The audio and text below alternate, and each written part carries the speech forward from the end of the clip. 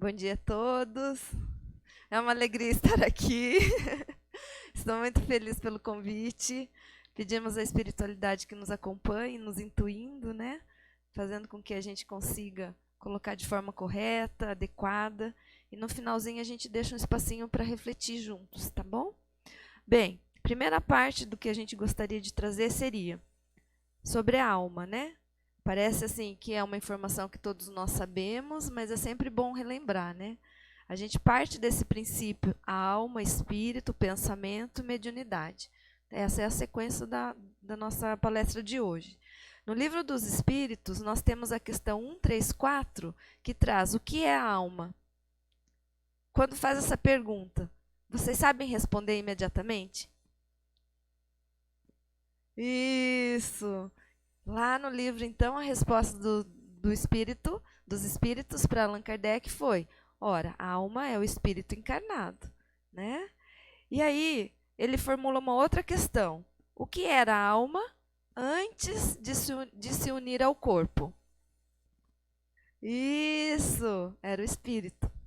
Kardec usa no livro dos Médiuns uma analogia, que ele usa o fruto, por exemplo, a semente do fruto, a polpa do fruto e a casca do fruto, né? Como a gente vê aqui, tá? Então, ele explica lá, né? Veja lá no livro dos Espíritos também, na página 82, a explicação depois de uma pergunta que foi realizada. Kardec conclui dessa seguinte forma: o homem é, portanto, formado de 3 partes essenciais.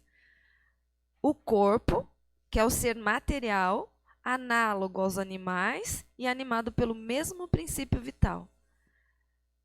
A alma, que é o espírito encarnado, da qual o corpo é a morada. Então, nosso corpo é a morada de um espírito encarnado, que nós chamamos de alma, né? O princípio intermediário, ou perispírito, que é a substância semimaterial, né, que serve de primeiro envoltório do espírito. Então, para unir o corpo físico, que é material, ao espírito, nós temos algumas camadas intermediárias. Uma delas, mais imediata, é o perispírito, né? Antes do perispírito, nós teríamos o duplo etérico. Depois, num outro slide, nós veremos. Tá? Mas por que a gente tem que falar disso para daí falar de mediunidade, né? Vocês já pararam para pensar? Bem, vamos ver isso então. Lá no livro dos Espíritos, na codificação, nos outros livros, André Luiz, Emmanuel, nos livros de Chico, tem muitas informações, né, sobre cada camada energética entre o corpo físico até o espírito, né? Então, o que seria o espírito? Livro dos Espíritos, questão número 76. Que definição se pode dar dos espíritos? Pode-se dizer que os espíritos são os seres inteligentes da criação. Eles povoam o universo fora do mundo material. Tá? Porque se o espírito estiver ligado ao corpo físico, então a gente chama de alma, certo? Está claro assim, né? O que é o corpo mental? Esse conjunto de camadas é importante a gente sempre relembrar, né? Essa parte aqui eu já havia falado na palestra de pensamento, que está lá no site, é só acessar, né? Então lá o tema era pensamento e a visão espírita e a visão da psicologia sobre pensamento, tá? Então essa parte eu também trouxe lá naquela palestra. O corpo mental seria esse envoltório, que é um envoltório sutil da mente, né? Que seria a sede da inteligência e dos sentimentos e também dos pensamentos. Depois vai entrar um desenho que fica mais fácil de entender.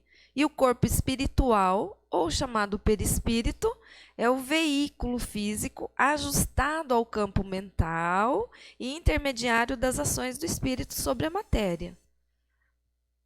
Aí nós temos uma outra camada que se chama duplo etérico, que é um filtro, como se fosse a vitalização da matéria. São os nossos corpos, os nossos centros de força, também chamado de chakras, tá?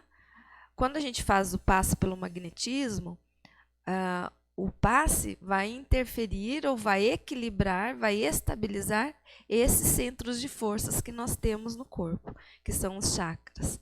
Esses chakras, que são esses centros de força, compõem o duplo etérico.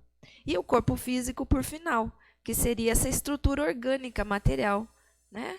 Vocês já leram o livro O Pequeno Príncipe? Lá no livro, ele diz, esse corpo é só uma casca, não é? Ele diz na hora que ele está querendo sair daquele planeta e ir para o outro planeta, o Pequeno Príncipe, e a serpente tenta convencê-lo, né? E aí ali acontece aquela conversa. E na verdade né? Esse corpo físico é só um veículo, mas é um veículo importante. Então a gente tem que ter para ele o mesmo respeito, né, que a gente tem com o nosso espírito. Então a gente tem que cuidar do nosso corpo físico, é uma responsabilidade nossa, né? Bem, aí nesse desenho esquemático fica um pouco mais fácil a gente tentar entender, ó. Como que o pensamento seria formado? Naquela palestra a gente fala um pouco disso, né? Então o pensamento, ele não é um produto do material, do corpo físico, do cérebro, como a ciência materialista entende, né? Então, a ciência materialista diz que o pensamento é produto do cérebro. E isso a gente sabe já, com muitos estudos, muita gente pesquisando, que isso não é verdade, né? Então, nós temos o espírito, que é o grande... onde está o pensamento, onde está o sentimento, onde estão as nossas vontades, né? São espirituais, tá? Uma coisa que sempre é bom a gente lembrar é que fala assim, da onde vem o pensamento, né? Então, a gente fala assim, o pensamento vem do espírito, é do nosso espírito. Porque a gente pode pensar assim, é de um outro espírito, né? Mas é o meu espírito. É o meu espírito encarnado, que é a minha alma, que pensa, né? Esse espírito pensa, que é o meu espírito, cada um tem o seu, né? Esse espírito que pensa vai influenciar o corpo mental. Então, o corpo mental é uma instância energética, né? Que até hoje há muito debate sobre o que é o corpo mental, o que é a mente, né? Tivemos agora, na semana passada, o Simpame, que é a Associação Médico Espírita, né? E vieram vários palestrantes e vieram falar sobre pensamento, sobre mente e sobre como que um interage com o outro, né? E falaram muito também sobre os avanços que agora nós já temos na área da medicina, na área da psicologia, na área da física quântica, sobre a mente, né, não ser material. E a consciência faz parte dessa mente. Então, foi muito debatido isso. Então, os autores que vieram, os palestrantes, disseram que essa corrente de pensamento materialista tende a acabar. E a gente espera que seja logo, né?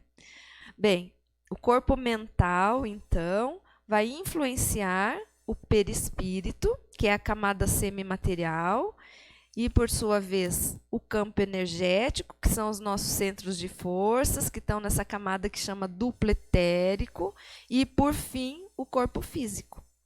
Então, veja que são várias camadas. De onde vem o pensamento? Do nosso espírito, que vai interagir com o corpo mental. A mente organiza as informações que vêm do espírito. Essas informações vão passando até chegar no cérebro, lá no corpo físico. Tá? Então, é tudo interligado. A gente pensa que é só corpo físico. Quem é materialista pensa que é só o corpo físico, que a doença é só corpo físico.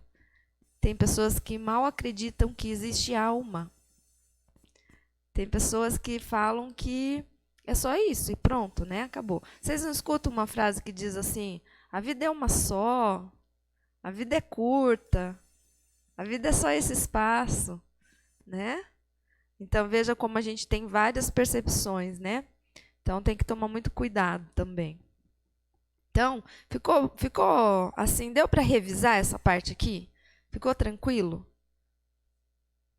Não vai sair da cabeça esse desenho, né? Tá. Espero que não. Aí a gente pergunta, que foi uma pergunta que foi feita lá no Simpame. Mas afinal, o que é a mente? A gente já viu ali que a mente faz parte do corpo mental, né? Mas como a gente define a mente? O que seria a mente? Não é tão simples de definir, né? Porque o corpo físico, o cérebro, essa estrutura que nós temos aqui, a gente pode tirar fotografia, a gente pode fazer eletroencefalograma, né? Aquele gráfico que sai com as ondas. A gente pode fazer tomografia. Então, a gente vê a imagem do cérebro. A gente está vendo, é físico. Mas a mente não. A mente, não é uma instância que a gente pode fotografar. Mas é a mente que interfere nessa estrutura cerebral, no cérebro. E a mente está ligada ao espírito, certo? Então, quando se pergunta o que é mente, lá no livro Pensamento e Vida, né, que o Chico Xavier psicografou a partir do espírito de Emmanuel, ele traz assim: a mente é o espelho da vida em toda parte. Definindo-a por espelho da vida, reconhecemos que o coração lhe é a face e que o cérebro é o centro de suas ondulações, gerando a força do pensamento que tudo move, criando e transformando, destruindo e refazendo, tanto para acrisolar, né, que seria aprisionar, tanto para sublimar, que seria romper a barreira, né? Em todos os domínios do universo, vibra, pois, a influência recíproca. O reflexo esboça a emotividade. A emotividade plasma a ideia. A ideia determina a atitude e a palavra que comandam as ações. Ninguém permanece fora do movimento de permuta incessante. O reflexo mental mora no alicerce da vida. Refletem-se as criaturas, reciprocamente, na criação que reflete os objetivos do Criador. É um pouco complexa essa definição, né? Bem complexa. Mas se a gente for resumir, a gente vai dizer exatamente essa primeira frase. A mente é o espelho da vida. Ela reflete Deus, não é? Porque é o nosso Pai, nosso Criador. E a mente, ela é espiritual. A mente é como se fosse organizadora das informações que vêm do nosso espírito. Fica mais claro, não fica? Aí ele fala de uma coisa influenciando a outra. Por isso que o tema é pensamento e mediunidade. Porque se o meu pensamento não fica preso dentro da minha cabeça, é uma onda. Então, essa onda influencia as pessoas que estão por perto. A gente aqui encarnados pensamos e através dessa onda que é o pensamento, nós influenciamos o que está à nossa volta.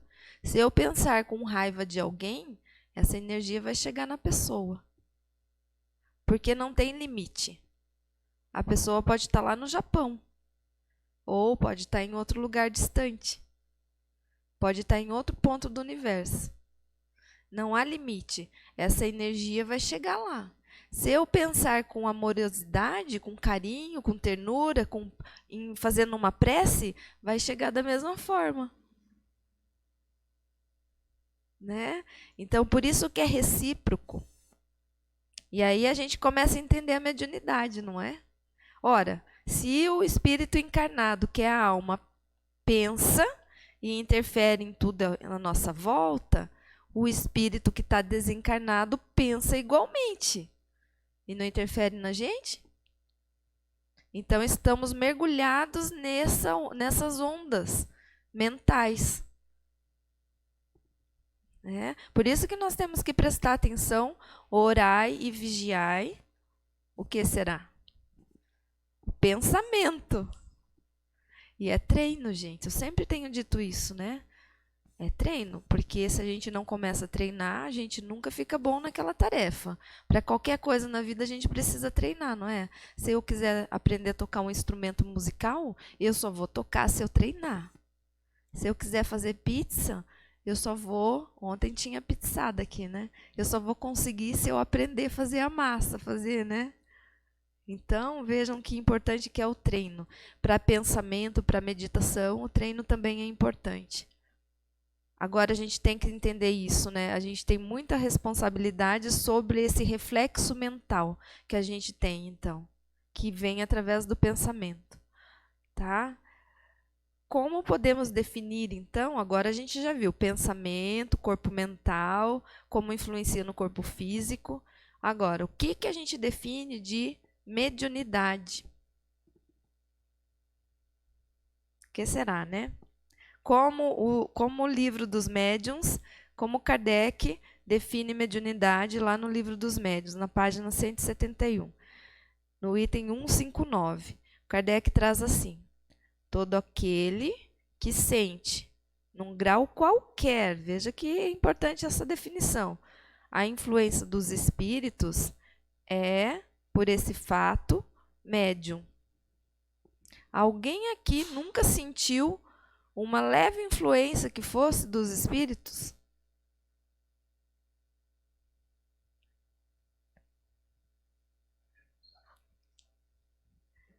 Ah, sim, é outra questão do livro dos espíritos, né? Mas o Kardec traz assim: todos nós, em algum grau, somos médiums. Porque é uma percepção essa. Como é a percepção? Visão, audição, olfato, tato. Intuição é uma percepção, né?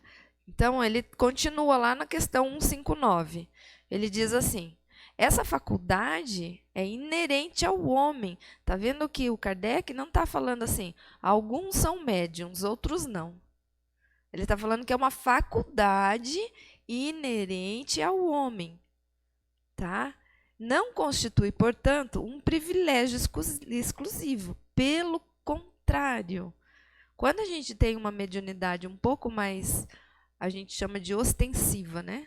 Quando ela é mais ostensiva, isso é sinal que nós precisamos trabalhar com essa mediunidade e fazer o bem, né? Utilizar essa mediunidade de maneira correta, através do estudo e através da ação, que é fazer o bem com a mediunidade.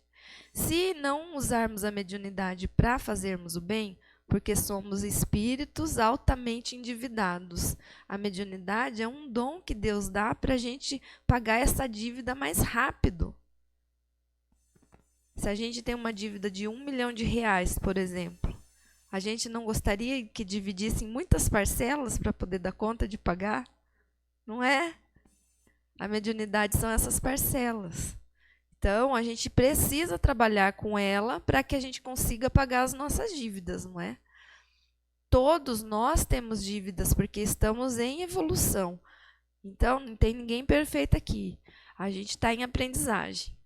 Então, todos nós, em algum grau, precisamos entender o quanto temos de mediunidade para poder utilizá-la de maneira correta.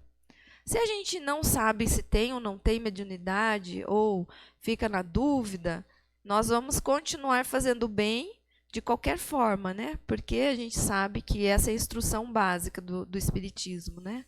Fazer o bem, sem olhar a quem. Fora da caridade não há salvação, né? Então ele diz lá: por isso mesmo, raras são as pessoas que dela não possuem alguns rudimentos. Pode, pois, dizer-se que todos são mais ou menos médiuns. Aqui ele está falando mais ou menos médiuns, por quê? Isso está lá no livro dos médiuns, né? Na página 171. Ele está dizendo assim: algumas pessoas, é bem sutil, que a pessoa tem a sensação que ela não é médium. Mas quem de nós não tem uma intuição?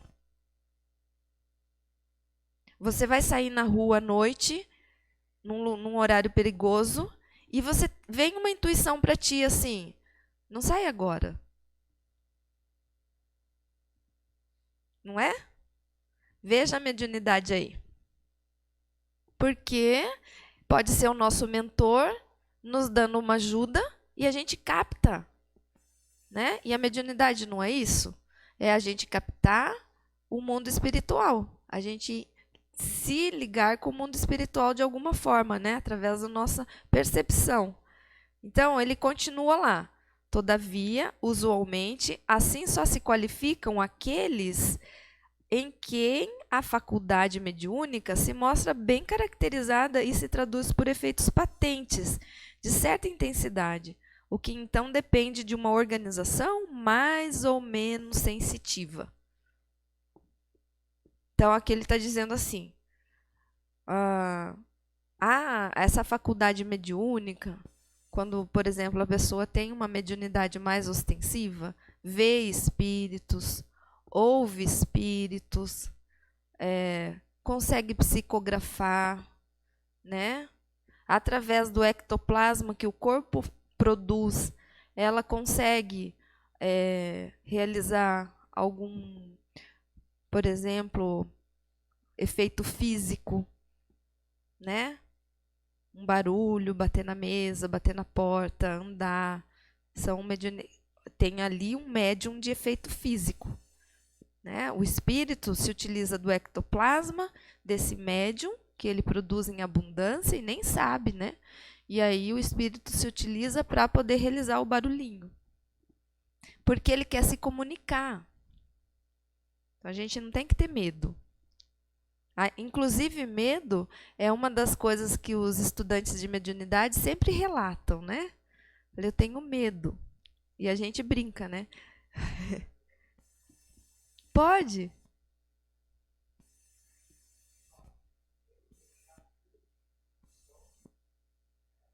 Uhum.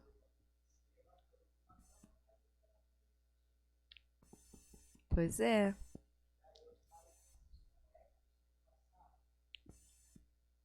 Ou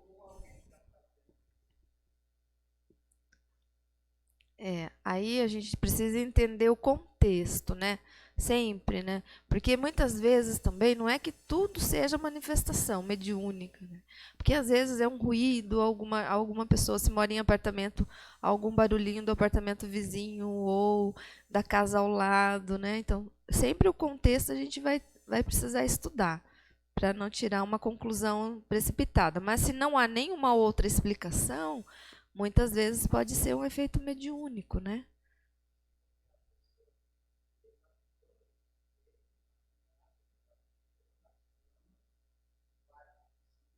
Uhum.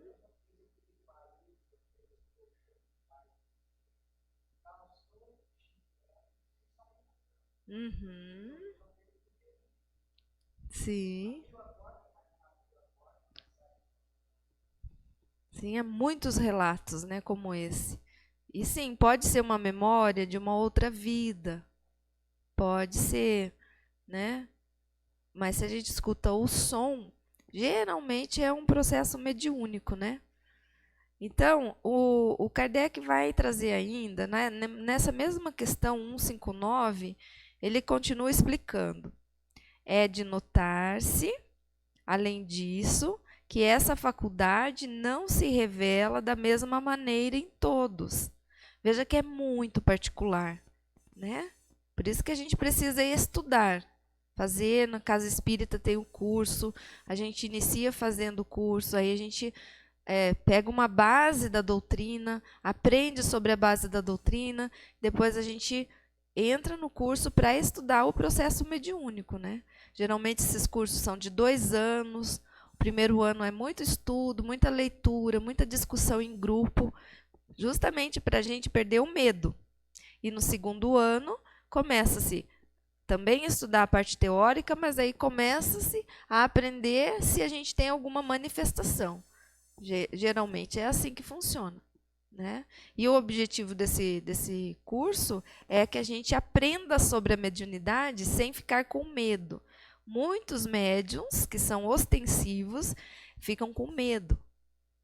E aí eles fogem de lidar com a mediunidade por conta do medo.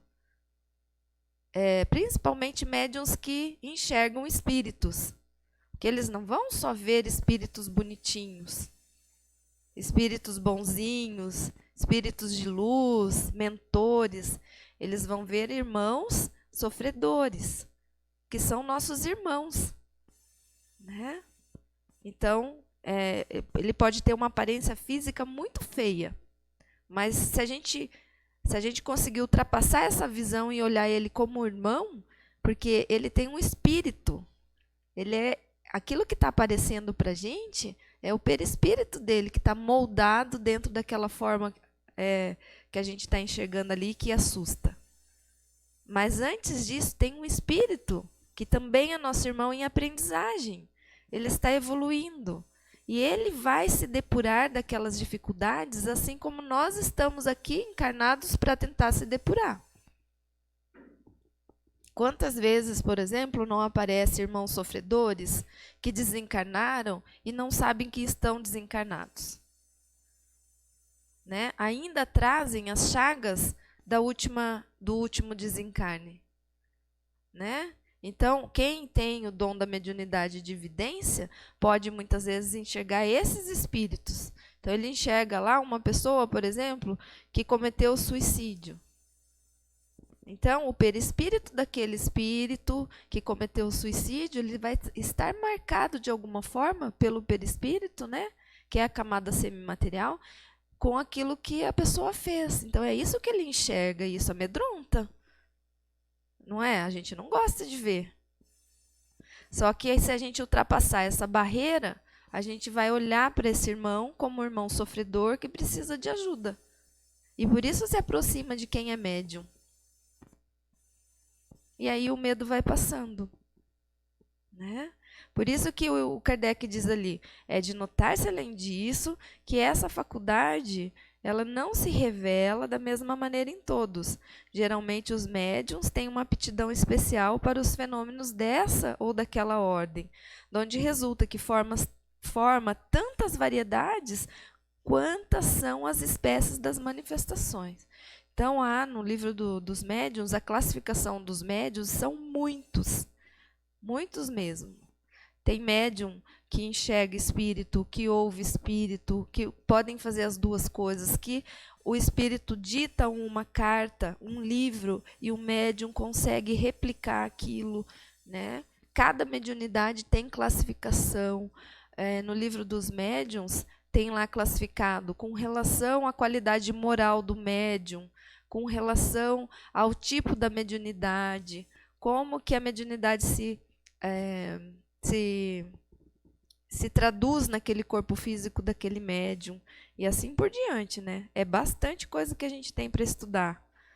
O livro dos médiuns, eu acho que dá um curso, quase uma faculdade, se a gente começar a estudar, né? Aí também a gente precisa trabalhar com uma informação bem importante, que se chama neurofisiologia da mediunidade. Fisiologia é o que está ligado ao corpo físico, né? Neuro é o que está ligado ao cérebro. Então, a gente tem lá o perispírito, que a gente já viu, essa camada semimaterial que une o corpo físico ao espírito. Tá? Ele é uma antena. Perispírito, nosso perispírito é como se fosse uma antena de receber esses sinais que são eletromagnéticos, que são ondas, são pensamentos. Tá? Então, como se esse perispírito traduzisse essas ondas que vêm do espírito. E aí, como que no corpo físico isso é captado? É captado por uma glândula que nós temos bem no centro do cérebro, né? Bem no miolinho do cérebro, que se chama glândula pineal. Essa glândula pineal, ela amplifica e modula os sinais. O som também não são ondas? São, não são? Isso daqui amplifica a onda da minha fala, não é? Então, se eu estivesse falando sem microfone, talvez vocês que estão mais lá atrás não ouviriam. Então, eu preciso usar um aparelho para amplificar essa onda que é o som, que é o som da fala, né? Mesma coisa com o pensamento. A glândula pineal amplifica e traduz esses pensamentos. Então, a gente sempre tem que lembrar, né, que está tudo interligado. Lembram dos desenhos lá? Corpo físico, duplo etérico, perispírito, corpo mental e espírito. Tudo interligado. Né? Que ingênuos quem acredita que é só corpo físico, né? Dá vontade de dar um chacoalhão. Abre o olho. É. Tem muita coisa para a gente aprender, né? E para a gente estudar também. Aí vem uma pergunta, né? Como a gente define, então, depois de tudo isso, se a gente reformular a pergunta, como a gente define pensamento? Agora vocês já têm informação a mais, né? E por que pensamento está ligado à mediunidade? Ficou claro isso, né? Pensamento é onda, então não vai ficar preso dentro da cabeça, não. Todos nós sofremos influências dessas ondas. Se aqui nós estivermos com pensamentos bem bons, de aprendizagem, de amor, de carinho um com o outro, nós sentimos isso no corpo físico. Dá uma paz, dá um equilíbrio. A gente fala, eu me senti muito bem naquele local. Não é? Se a gente for em um ambiente que tenha pensamentos mais viciosos, ruins, pensamentos de vingança, de raiva contra o outro, nós sentimos imediatamente isso no corpo físico. Por isso que o Kardec fala, em algum grau, todos nós somos médiuns. Porque se eu entrar num lugar, pode ser uma igreja, pode ser mesmo a casa espírita. Casa espírita é formada de pessoas, né? E as pessoas elas precisam estar com o pensamento treinado, orando e vigiando, mas nem sempre acontece dessa forma. Pode ser que a gente encontre em algum local como esse a pessoa com um pensamento de ganância, de poder, de querer ser melhor do que o outro. E a gente sente essa influenciação. Quantas vezes a gente não vai num local e fala assim, eu preciso ir embora, eu não estou bem aqui. Não é? Mesmo sem saber se tem mediunidade. Não aconteceu já com vocês?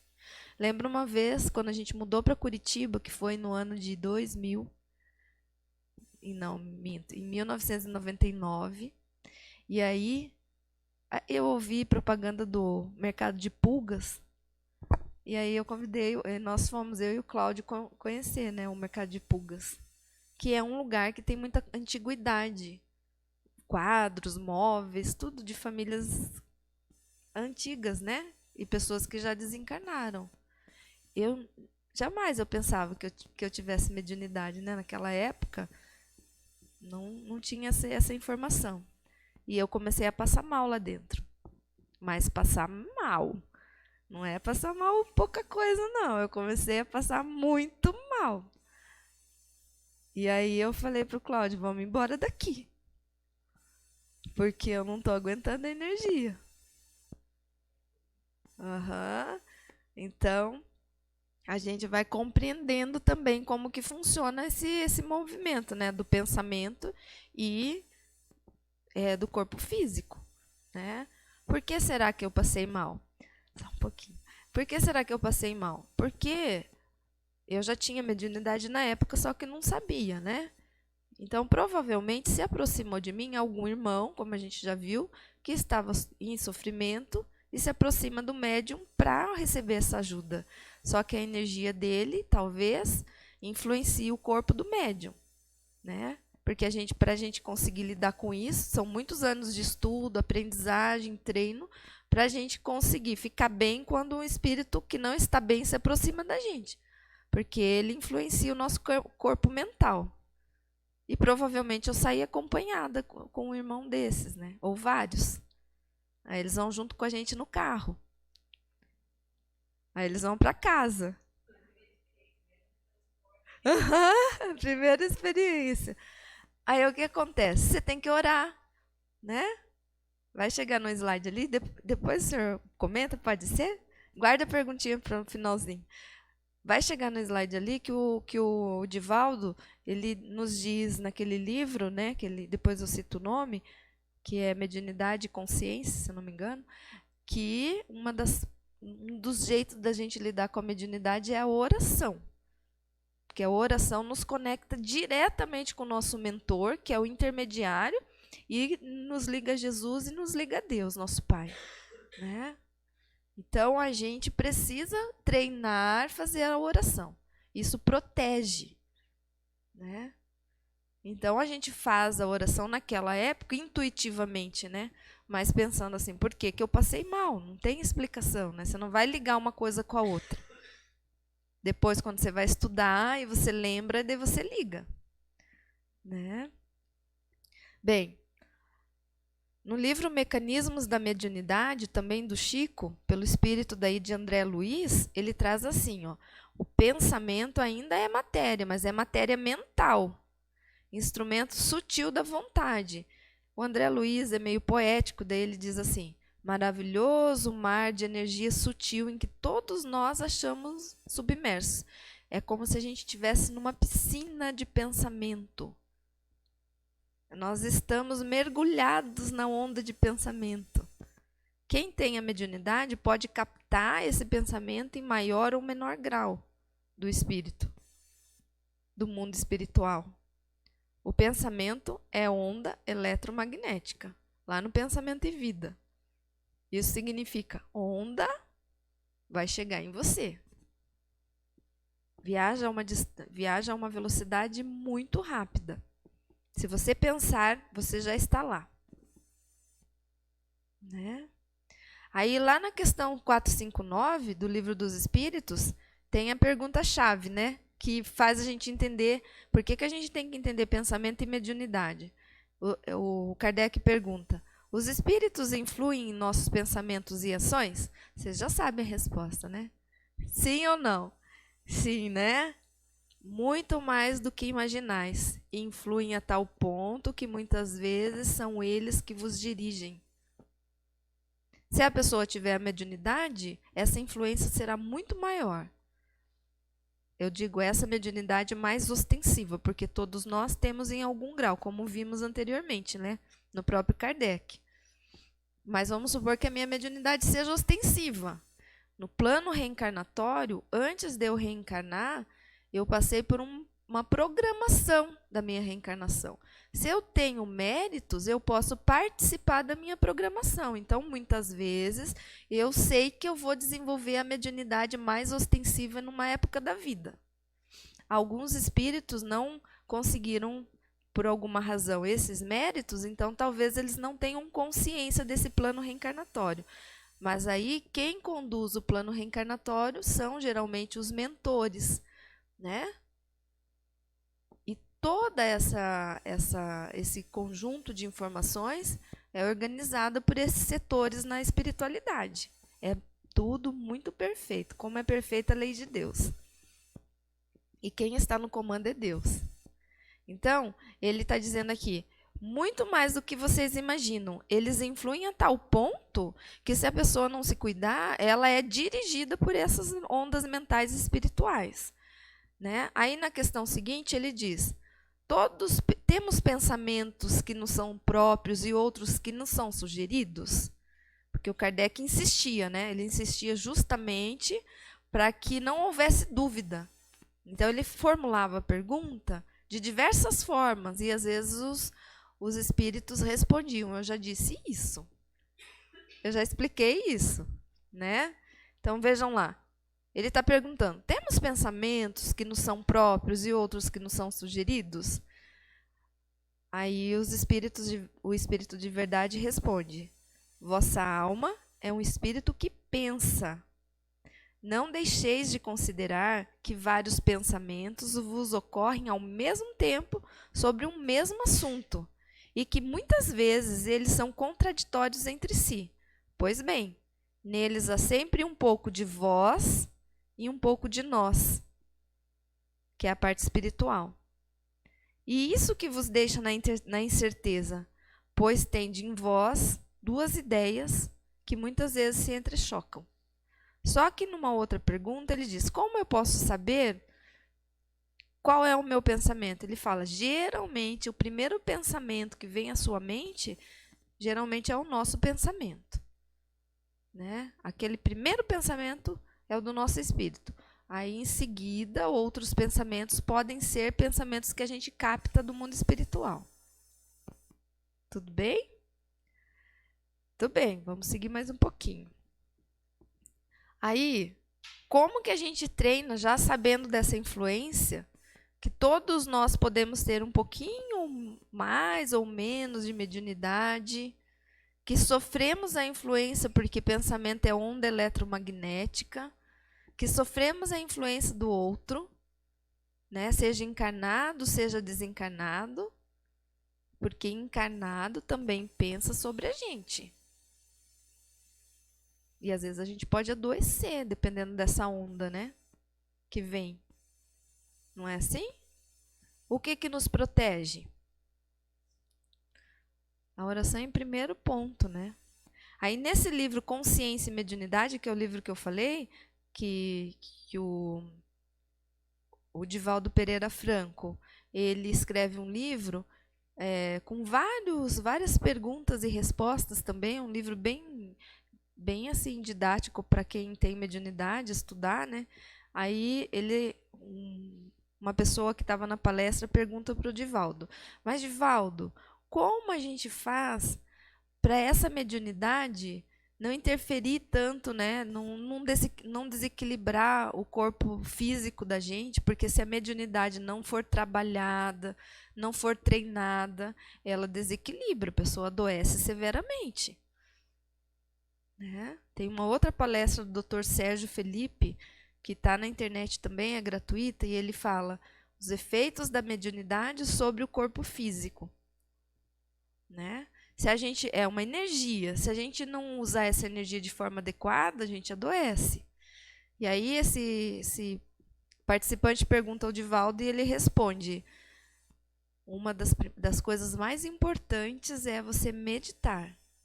Porque a meditação, você se recolhe e consegue entender um pouco do seu próprio pensamento, do que é seu, do que não é seu. É um treino, né? E a gente precisa começar a meditar, né? Aí, lá nesse livro, o Divaldo traz pontes para o trabalho com a mediunidade. Ele fala, oração em primeiro lugar. Quais são as pontes para a gente trabalhar a mediunidade, então, né? A gente já viu, todos nós somos um pouco médiuns. Está lá no Kardec. Os espíritos influenciam o nosso pensamento muito mais do que a gente imagina. Está lá no Livro dos Espíritos. Como é que a gente faz, então, né? Primeira coisa, oração. Segunda coisa, meditação. São palavras do Divaldo e da Joana de Ângeles. Terceira coisa, ação. Porque se eu ficar só fazendo oração e meditação e não partir para ação, que é trabalhar essa minha mediunidade, eu também vou sofrer influenciações. E quarta ponte, estudo. Então, a gente vai ter que prestar atenção nesses 4 elementos aqui. Orar mais, meditar mais, ação, que é eu preciso trabalhar com essa minha mediunidade. E estudar, né? Então, como a gente falou, vamos deixar os minutinhos para questionamento, né? E aqui, então, a gente conclui essa fala. É rapidinho, né, gente? Cada um desses assuntos dá muito tempo de estudo, né? Mas aqui eu tentei resumir de um jeito que ficasse para a gente refletir um pouquinho. O senhor